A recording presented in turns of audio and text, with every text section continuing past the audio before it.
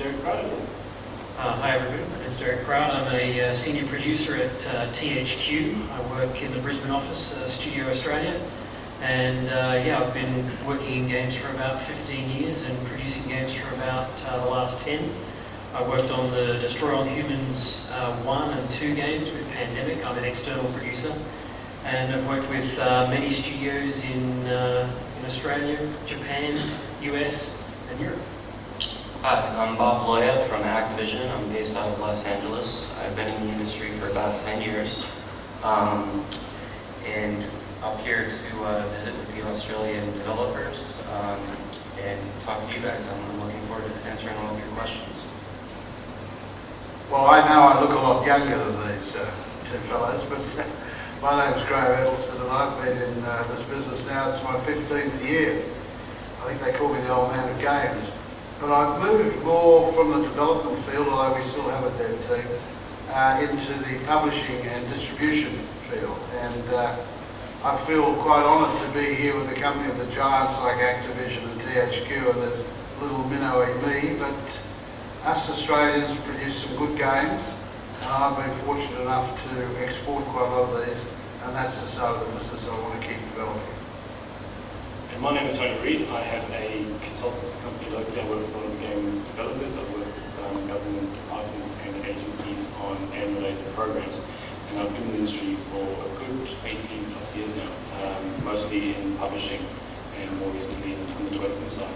So our objective today is to really, while we have quite an esteemed panel, is to review the world that was, to look at how the GFC affected our industry and why the way it might have dried up. We'll also be asking for a publisher's evaluation of our industry, which should prove quite interesting. And finally, we'll be looking at the green light process and how it's been affected over these last 18 months and where things have changed internally. So that especially people going to publishers looking to pitch their games know exactly what the publisher is going to be expecting of the developer in front of them.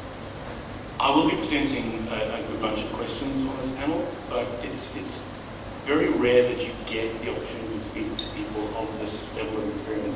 So I absolutely urge you, at the end of the session, we will make time for questions.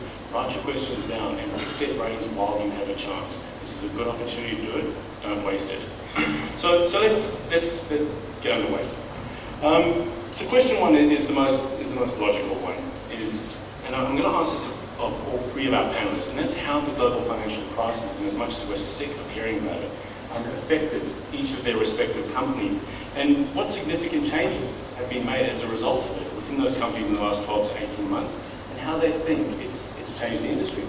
Derek, why don't you get us up? Yeah, I mean, obviously it's been incredibly impactful, but you know, I kind of think that the games industry in particular, the console industry, goes through these changes every hardware cycle. You know, at the end of the hardware cycle, we have a dip, while the old technology is not being used as much, and the new technology, and there's a ramp up and stuff like that.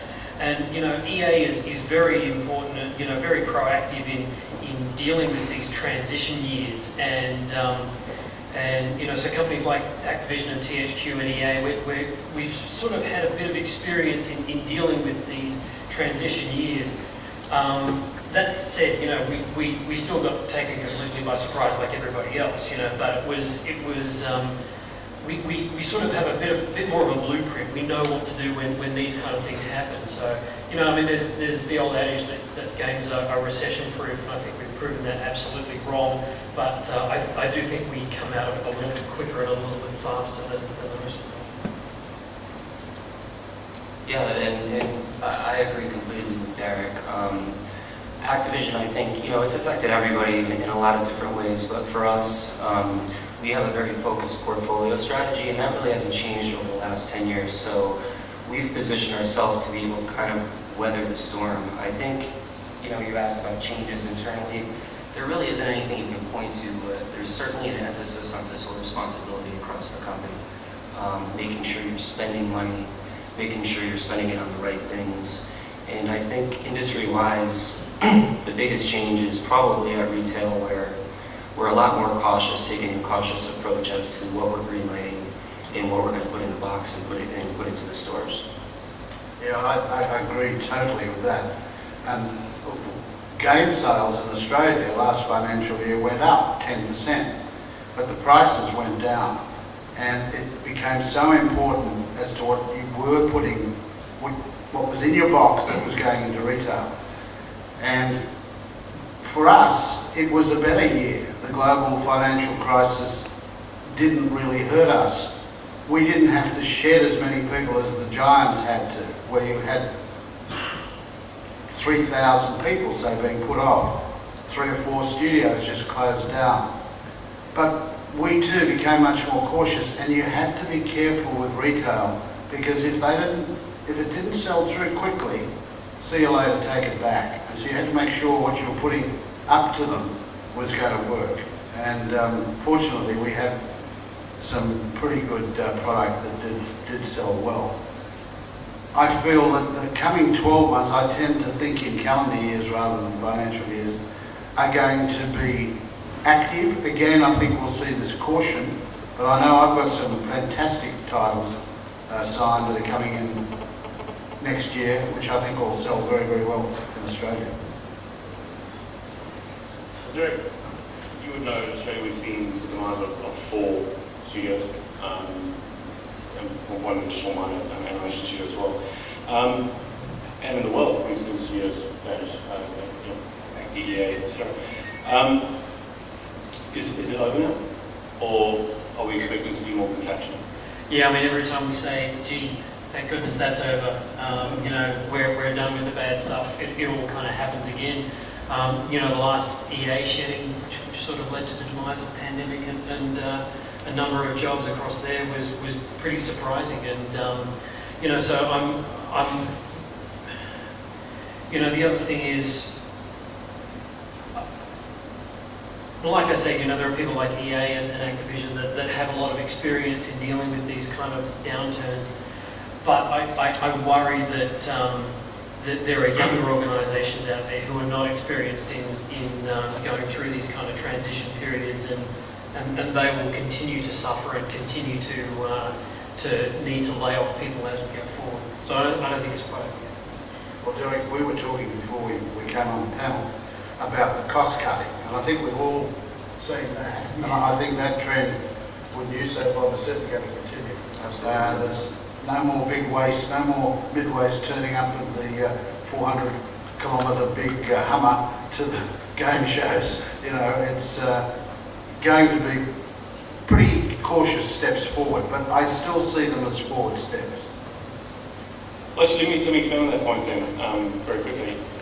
The GFC is been seen as an excuse for the publishers, especially the makers like EA, to clean house. Is it an excuse, or was it actually about the right time? Was it a sort of necessary evil? Bob, on that. Well, I really can't speak to EA. At Activision, I think we've been fiscally responsible. That's something that is kind of pounded into you from day one when you started Activision. And we spend a lot of money, but we spend money smart. And we've got a huge internal studio structure. And that's really what has propelled us to where we are today and how we've been able to continue to grow as a company.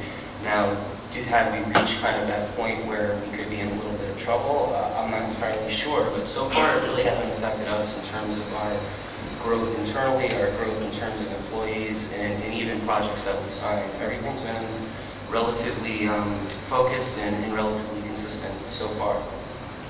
I think it's fair to say Activision's been something of an exception to the rule. I think so, yeah. So, actually, with that in mind, and all the big monolithic publishers, Graham, you work a lot with the second-tier publishers around the world. We don't really hear their news stories a whole lot. EA laying off 10 people will make a far greater story.